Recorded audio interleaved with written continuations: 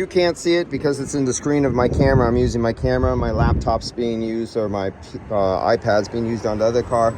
But I hooked up just to see right away what's going on with this car. Technician's car, he's gonna keep it. This is gonna be his car. You could tell he did a little bit of work here.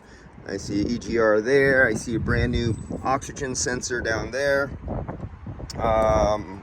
When I looked inside here, there's a lot of corrosion inside here. Let's get a better look down in there. So there's a lot of corrosion in there. Now, don't use soapy, watery bubbles down in here, especially if you're gonna leave it, because all it's gonna do is make corrosion.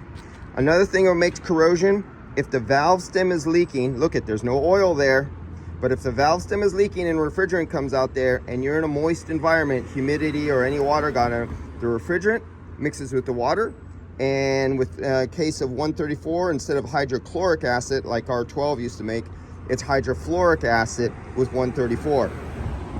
So I have 51 PSI in this system. What's wrong with this?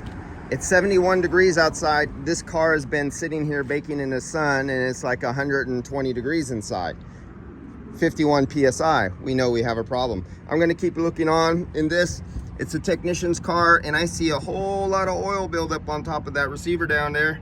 See that switch, see the receiver dryer, see those fittings, see all that oil and dust? But I'm still gonna fill it up and test it, let him know, let him give him some AC so he could have it right now. And he's gonna order a new receiver, get some O-rings, because this is gonna be a keeper for himself.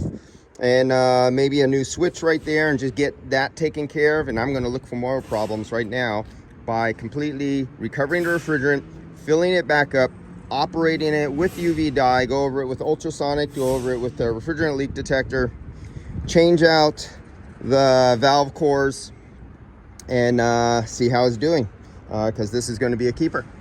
So yeah.